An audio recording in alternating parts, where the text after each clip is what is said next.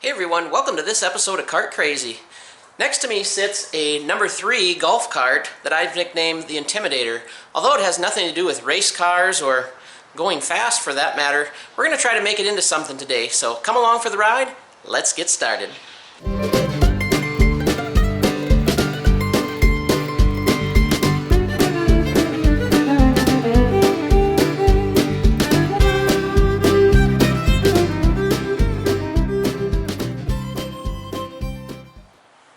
Well, here's your first good look at what we're working with. This is actually the big brother to the one I called Manager Special that I had maybe 4 or 5 months ago, and got this from the same people, and pretty similar condition. This one might be a hair better actually. I've got the seat off of it. I had it down at the upholstery shop, not to get reupholstered, but the corners were bad, and I had them fill the corners back in with some foam so that if I want to recover it, I can. I've also got some other options. My thought process on this one is I'm going to use all the leftover parts that I've got laying around the shop, with the exception of right there in that box. That's a Roy Powell lithium battery conversion kit. We're going to get rid of these nasty lead acids. Whoever thought lead and acid should go together, they're probably the same people that thought anchovies were good on pizza. But we're going to get those things out of there. We're going to get a new body on this. Basically, I'm going to reuse everything that I have laying around, like I said, with the exception of the Roy Powell unit. I've got a headlight assembly here. I've got wiring in the box left over. I've got a black body.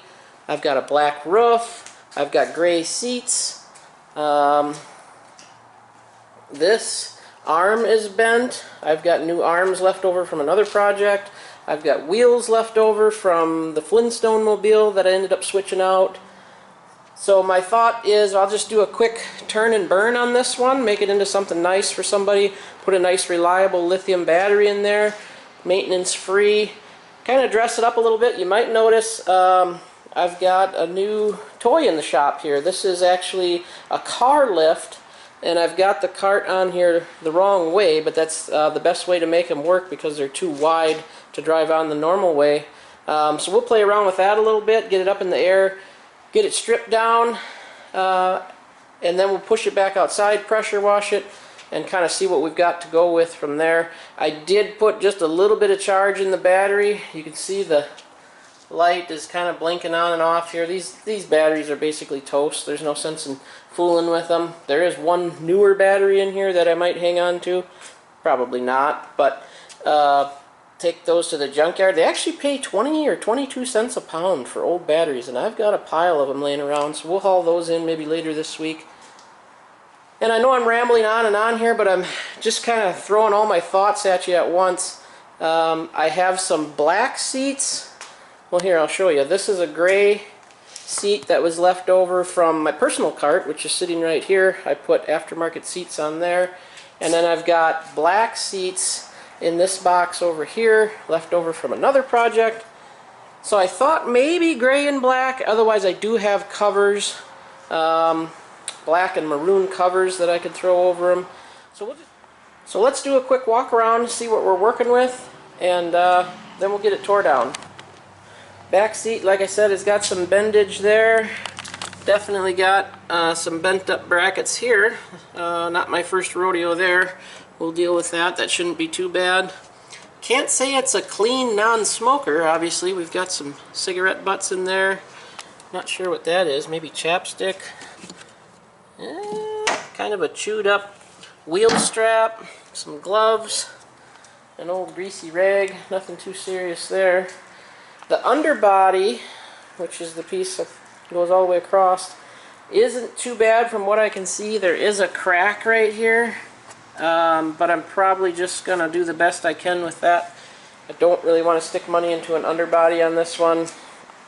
The side skirts or the rocker panels are falling off. I've got spare ones of those left over from another project, so we've got a lot of options for parts for this one for sure. So let's get it up in the air and start tearing into it.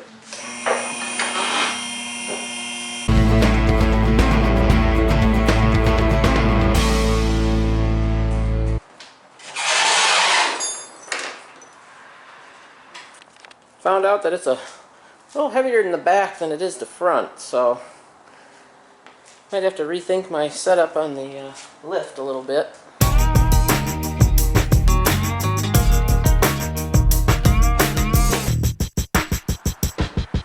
Next thing I like to do is go around and clean up all the trash.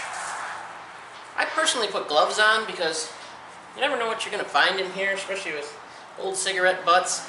I mean, there could be mouse turds, spiders, barking spiders. You never know, so good idea.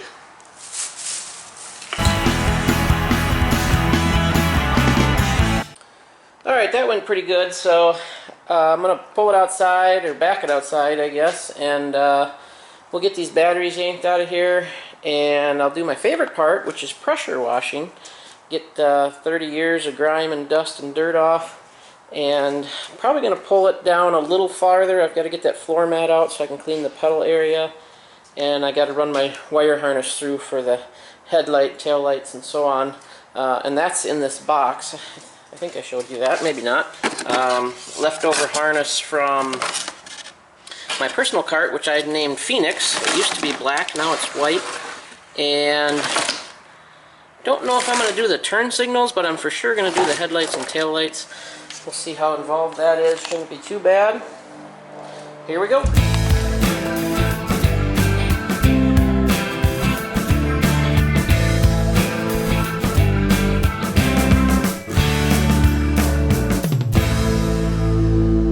Okay, got a couple things done off camera.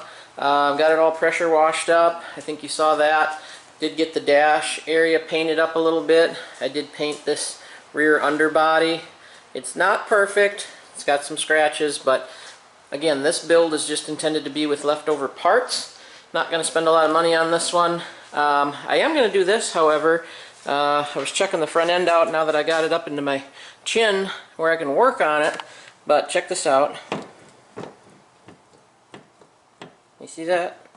These bushings are all shot in this front end, and rather than order bushings and replace and go through all that, luckily I have a spare complete front end assembly with very low miles. That's out of my personal cart that came out of a 17. That'll bolt right in here.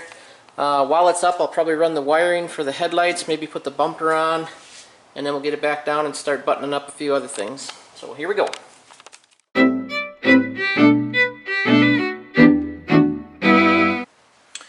Alright, I noticed this hub was coming off really hard and the bearing sounded kind of growly in it. And it basically fell apart as I was pulling it off. I could get new bearings and press them in, but I think you can just as easily buy a whole new hub assembly. I think they're on Amazon for 45 or 50 bucks for the pair. I'll also check with my local golf cart shop. They usually treat me pretty good. So a little bit of a snag there, but we'll keep tearing this apart, and then I'll deal with that a little bit later. Updates, updates, updates. Alright, so I've got the Roy Powell unit down in there. I don't have it bolted down just yet. I was working on running my bucket harness through. So I've got that run on both sides. It needs to come underneath this panel and into this trough right here. And then that's going to go up and plug into this guy. Too much stuff in the way. And this end will go out to my headlights. This end will plug into my main harness. This end will plug into the turn signal. Got my relay and my headlight switch. So I'm going to tuck all that in there and get that buttoned up. Got my voltage reducer I got to get powered up. And I'll show you on that. Pretty simple. They automatically have, this is a hot wire coming off, and I usually just tap right into that. This should be my hot in, my 48 volts in, and then of course the ground, which is right here. They already have a ground set up for you. So my hot and my negative will go in, and then my output will go on this blue wire out of the bucket harness and to the ground out of the bucket harness. So 48 volts in, 12 volts out. And then I'll probably mount this either on a bracket or maybe just off to the side. These can get a little warm just because they are reducing voltage, so I might make a little bracket for that. Hope that all makes sense. Makes sense to me. If not, just play it again in slow motion. This one, dug around in the cabinet, found a headlight switch that I had.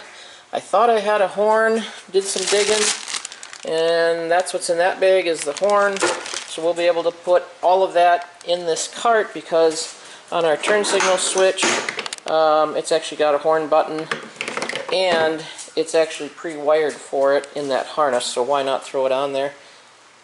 So I'll tackle that, and hopefully we don't burn this thing down when we're done wiring it up.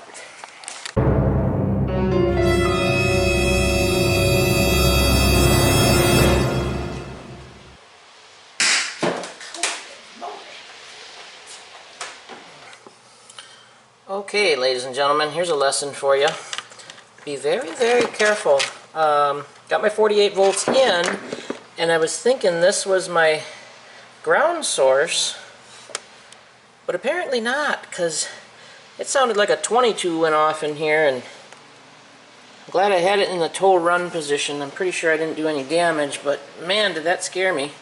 So I think I'll just go right to the battery for my ground. Yeah, like I said, not sure what happened there, but let's not do that again.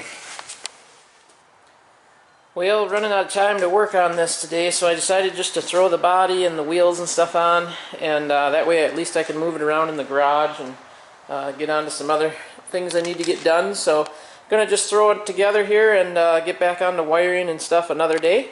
So we'll do another video on that, but let's button it up for now.